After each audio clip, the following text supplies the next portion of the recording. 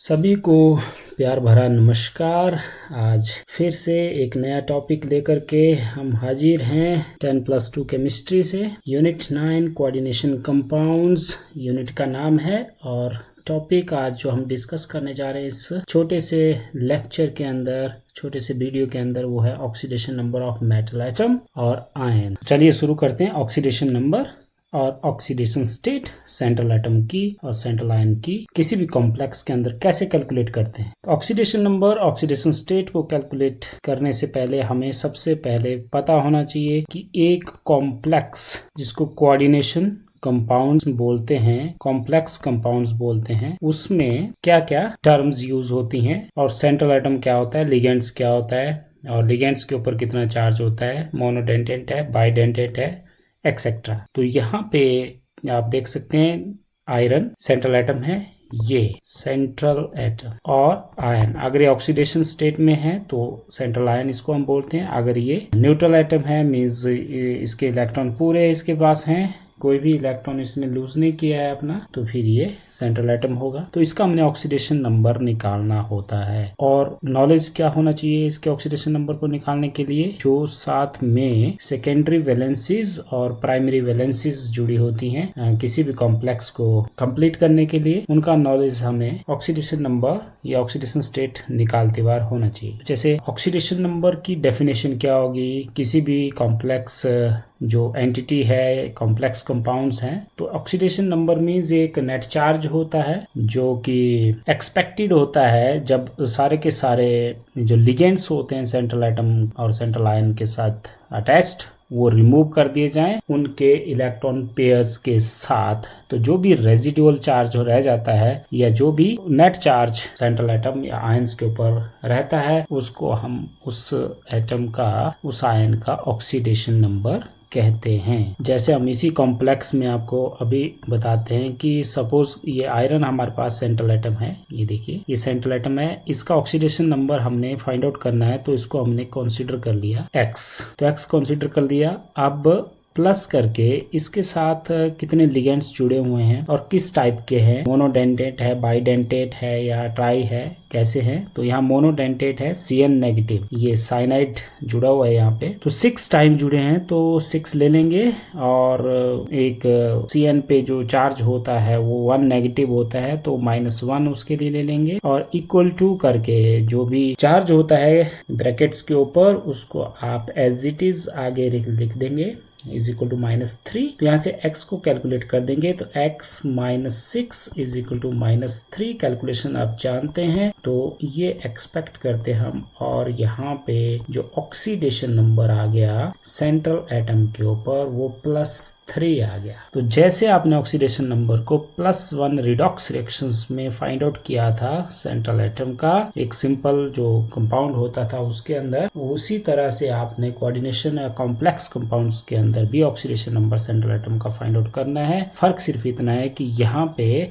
Central atom के साथ एक स्टेबल मॉलिक्यूल या आयन जुड़ा होता है सेकेंडरी वैलेंसीज के रूप में या प्राइमरी वैलेंसीज के रूप में। उनके ऊपर जो भी चार्ज होगा वो आपको नॉलेज होना चाहिए, अगर वो चार्ज्ड है, पॉजिटिव है, नेगेटिव है या न्यूट्रल है। तो जब आप लिगेंड्स का नॉलेज रखेंगे आप ऑक्सीडेशन नंबर तभी अच्छी तरह से निकाल सकते हो। जैसे इसमें और एग्जांपल लेते हैं हम ऑक्सीडेशन नंबर फाइंड आउट करने के लिए। दूसरा एक कॉम्प्लेक्स लेते हैं, सपोज करो हमारे पास कॉम्प्लेक्स है Cn2Br2 पॉजिटिव। हालांकि इस कॉम्प्लेक्स में Br को यहाँ होना है, Cn को यहाँ होना है, तो इसकी करेक्ट फॉर्म हम लिख सकते हैं क्योंकि थोड़ा सा अल्फाबेटिकली इनको अरेंज करते हैं। Cn2 ये इस तरह से यहाँ पे पॉजिटिव है ऊपर एक, और इसका ऑक्सीडेशन नंबर अगर हमने फाइंड आउट करना है तो क्या करना पड़ेगा हमें, यहाँ पे फिर से जो सेंट्रल एटम है उसके लिए x हम मान के चलेंगे, प्लस यहाँ पे ब्रोमीन जुड़ा हुआ है Br नेगेटिव ब्रोमाइड आयन, तो यहाँ पे 2 लगे हुए हैं Br, तो यहाँ पे ऐसे 2 टाइम्स -1 क्योंकि एक पे -1 चार्ज होता है तो -1 प्लस 2 टाइम्स यहाँ Cn लगे हुए हैं, तो Cn पे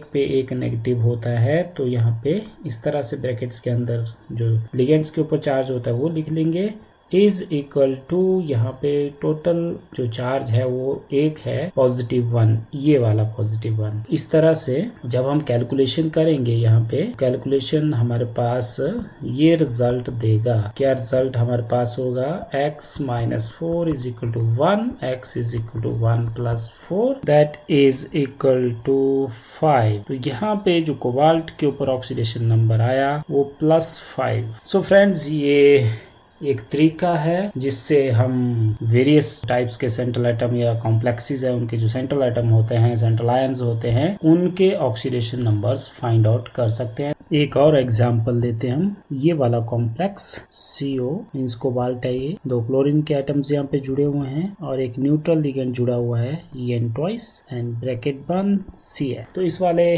कॉम्प्लेक्स का जो सेंट्रल एटम है उसका जो ऑक्सीडेशन नंबर है वो कैसे फाइंड आउट करना है? बिल्कुल वही तरीका है। सेंट्रल एटम को X कंसीडर कीजिए और इसके साथ जो लिगेंड्स जुड़े हुए हैं, ये मोनोडेंडेट लिगेंड है, 2 टाइम जुड़ा हुआ है, एक पे एक नेगेटिव होता है। आपको पता है Cl1 नेगेटिव होता है, 17 एक गेन करके 18 बनाता है, प्लस 2 यहाँ पे न्यूट्रल लिगेंड जुड़ा हुआ है, इथाइलिन डायमीन, इथेन 1,2 डायमीन, जिसको IUPAC के लिए बोलते हैं हम। तो इसके ऊपर 0 क्योंकि ये एक न्यूट्रल लिगेंड है, और प्लस करके यहाँ पे एक क्लोरीन प्राइमरी वैलेंसी को कंप्लीट करने के लिए है, तो एक नेगेटिव इसके ऊपर होता है, इज इक्वल टू इसके ऊपर हमें कहीं भी कोई चार्ज नहीं दिख रहा है, जैसे ऊपर दिख रहा था तो 0 लेते हैं। अगर कोई चार्ज आपको दिखाई ना दे, x माइनस यहाँ पे सॉल्व कर लेंगे इसको, -1 इज इक्वल टू 0 और x इज इक्वल टू यहाँ पे दूसरी तरफ ले गए तो +3। तो यहाँ पे कोबाल्ट का जो ऑक्सीडेशन नंबर है +3 आता है। तो इसका मतलब क्या हुआ कि हमें पता था Cl एक नेगेटिव होता है, हमें पता है En पे 0 चार्ज होता है क्योंकि ये न्यूट्रल है, और इस Cl पे फिर उसी तरह से एक नेगेटिव होता है। तो जब तक हमें लिगेंड्स का नॉलेज नहीं होगा, लिगेंड्स